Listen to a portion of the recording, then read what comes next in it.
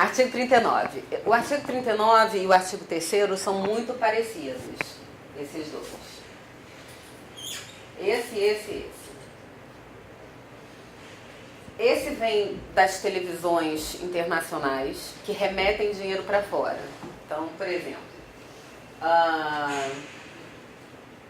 HBO, Fox, Canal Warner, todos os canais gringos que remetem dinheiro para o exterior, eles têm que pagar um imposto. Esse imposto, tem um percentual desse imposto que reverte para a produção audiovisual. Quem se beneficia disso? Então, por exemplo, esses projetos as produções do HBO, artigo 39. Várias pequenas outras produções são artigo 39. Às vezes eles usam, por exemplo, um filme da Fox. Às vezes eles pegam o artigo 3º, que é da distribuidora. Quais são as distribuidoras? Fox, Warner, Paramount, Universal, Sony. É como hoje a gente financia, parte do filme é financiado através do artigo 3º. Eles remetem dinheiro para o exterior e uma parte desse dinheiro, um percentual, eles podem investir em produção audiovisual. Eles podem, eles não são obrigados. O problema é que se eles não investirem, eles pagam uma multa. Então, mas eles... Então é o seguinte, então, às vezes, o que você faz? O máximo permitido na lei para você investir hoje, artigo 3º, artigo 3º-A, artigo 1º e artigo 39, são 3 milhões de reais. Artigo 1º-A sozinho é 3 milhões de reais. Artigo 3º sozinho é 3 milhões de reais. 3A sozinho, 3 milhões. Artigo 39, 3 milhões. Se eu juntar o 3 com 3A, o máximo é 3 milhões. 3 com 39 é 3 milhões. O 1A é o único que fica separado. Eu posso ter 3 milhões de 1A e 3 de 3A e ter um máximo de 6 milhões. Hoje, o máximo que a gente pode captar dessas leis federais é 7 milhões. E isso tem muitos anos. Então, a gente está batalhando muito para aumentar esse teto. Porque, imagina, 10 anos atrás era 7, hoje em dia é 7, está muito defasado. Então, é um valor muito ok para fazer comédias, para fazer filmes do cotidiano. Agora, você vai fazer um filme épico, vai fazer um filme grandioso, já era, você não consegue mais fazer, não consegue financiar, então a gente está limitando os filmes brasileiros a isso. A gente não pode fazer um filme que se passa em 1900 e qualquer coisa. Aliás, pode, mas tem que levantar recurso próprio, privado, coisa que é bastante, ou com produção internacional, coisa que é bastante complicada, né? E tem toda uma discussão sobre custos de filme, que é toda uma outra conversa, né? Que o Brasil está muito caro, de fato. Muito caro. Tem muita gente indo para a Argentina filmar, indo para o Uruguai, que é 1/3 do custo do Brasil. E é com uma galera que sabe fazer também. Uma galera ótima. O valor imposto em cima dos produtos, né? Então tá tudo muito caro, o equipamento é muito caro. Muito. Isso vai no orçamento, mais caro. Os salários são super caros e não dá nem para questionar, assim, porque o custo de vida está super alto. Então, assim, o Brasil está realmente, está muito complicado filmar aqui, muito. E os filmes ficam num preço, no final das contas, muito alto, e aí fica complicado financiar. Aí a gente está demorando mais para levantar dinheiro, e aí demora mais, enfim, tá pesado, a coisa está pesada. O artigo 1º-A é aquele que você levanta com as empresas. Você vai lá no Bradesco, no Itaú, na CIA, e é esse o dinheiro ele também paga imposto, uma parte, sei lá, 3, 4%, não lembro de cabeça do que ele paga, ele pode reverter para o audiovisual e ele vira sócio do projeto através da CVM. Esse é um dinheiro que tem muito pouco agora. É um dinheiro que a gente quase não conta, porque as empresas quase não estão tendo lucro. Não é um período que as empresas estão muito interessadas nisso. Muitos editais, como BNDES, Petrobras, usavam o artigo 1º-A e o artigo 1º para fazer esses editais. As grandes empresas, as estatais, usavam esse artigo para financiar os filmes. Acontece que esses editais são cada vez... A Petrobras não tem mais edital. BNDES, sei lá, financia 4 filmes por ano. Petrobras não tem mais edital. Então isso daqui é uma coisa que a gente conta muito pouco. A gente sempre tenta, mas cada vez menos. Vamos ver. Aqui tem um filme.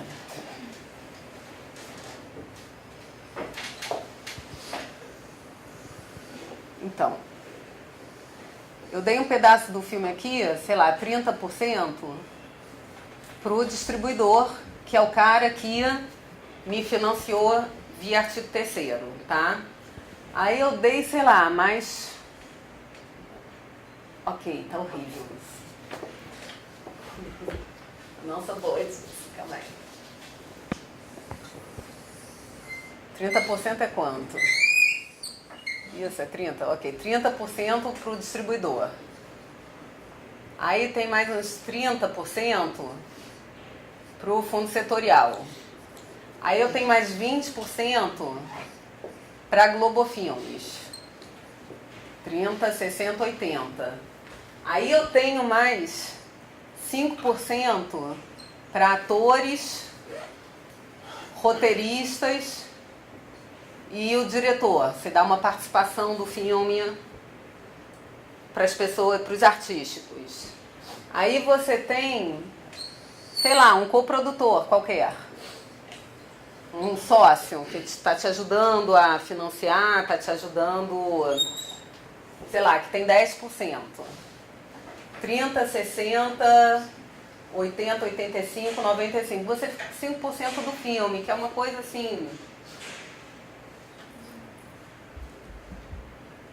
Sei lá.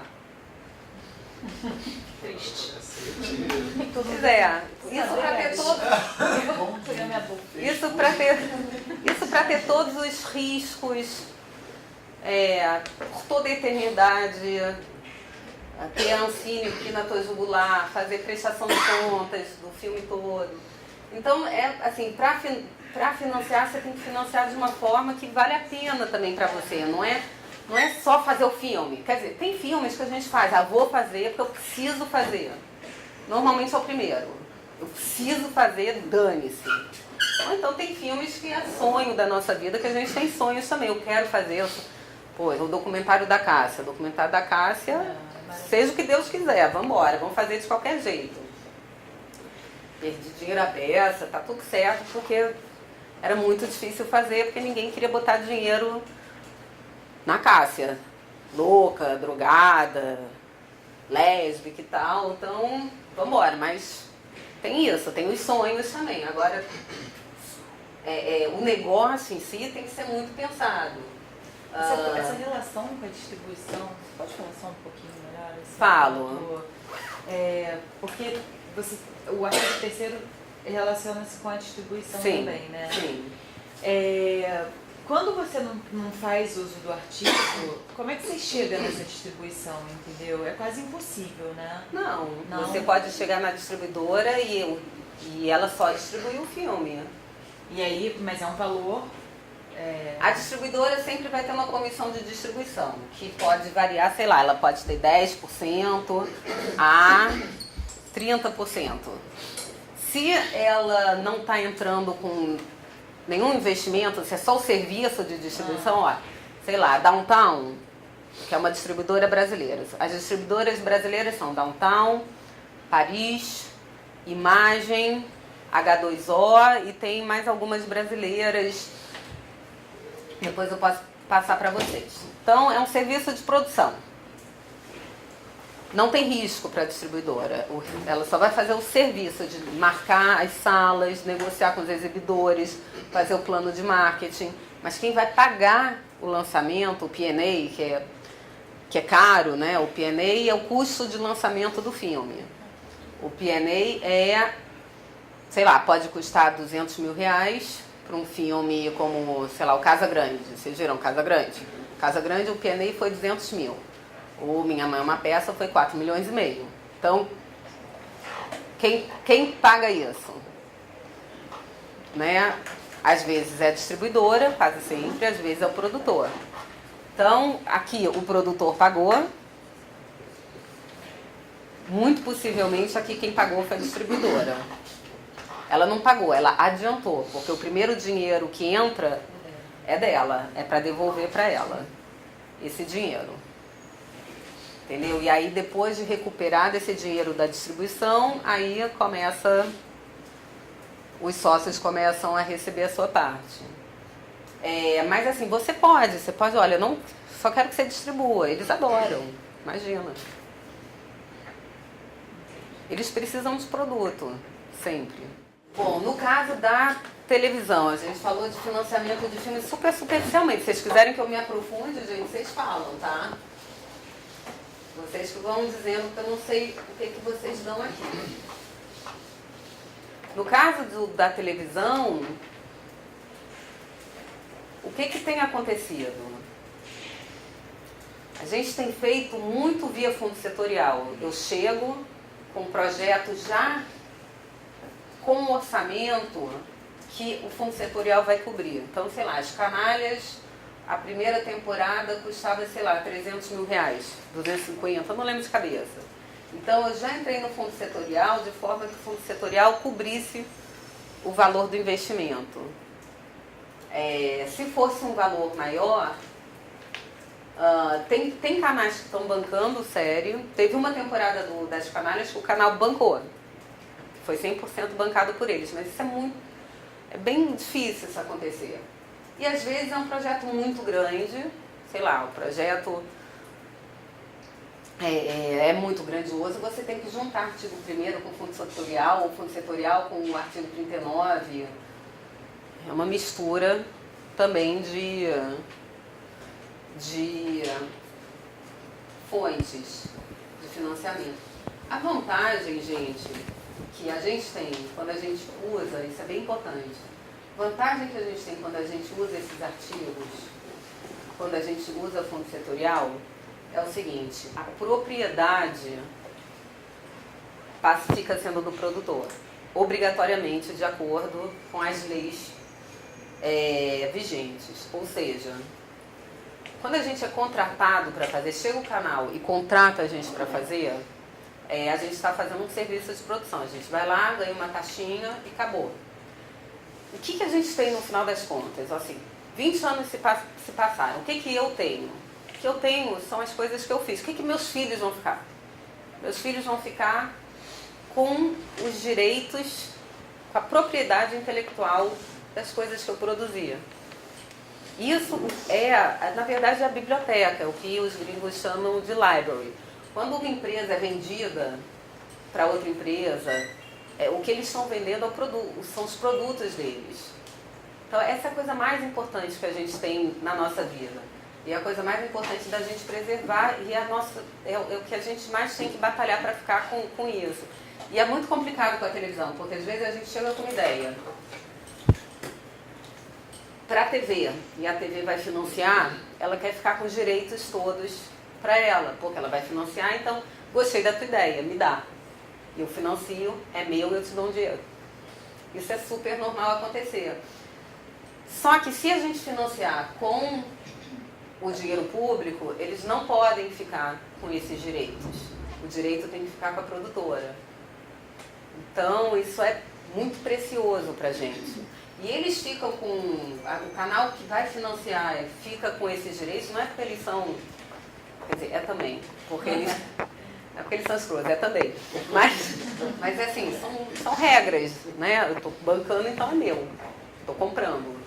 Né? Igual o produtor que chega pro roteirista falando assim, gostei desse roteiro, estou comprando. Fazendo uma analogia, né? Então, assim, a gente sempre tenta, eu pelo menos sempre tenho, fico muito satisfeita, apesar da burocracia, apesar de toda a questão, você tem que ter pessoas na tua produtora só para lidar com papel, com isso, com aquilo. Poxa, na Migdal eu tenho 2 pessoas só para isso, só para lidar com papel e Ancine. É muito precioso isso, esses direitos estarem com você, é muito importante. Vai que algum desses projetos dê super certo e você venda esse formato internacionalmente, né? Vai que Israel está acontecendo isso. Israel fazia um monte de coisa, de repente o terapia deu certo, de repente qual é o nome do outro mesmo? Hã? Homeland.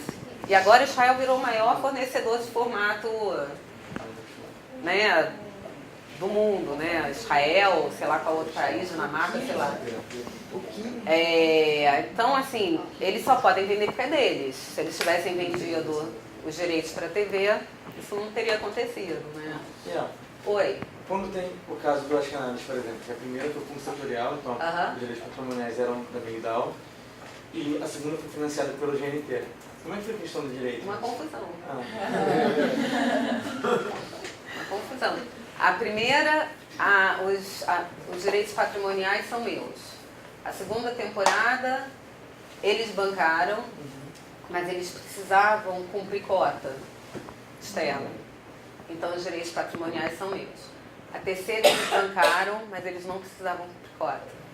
A terceira temporada é deles. Então, eu tenho 2 temporadas minhas e uma temporada deles. E a marca?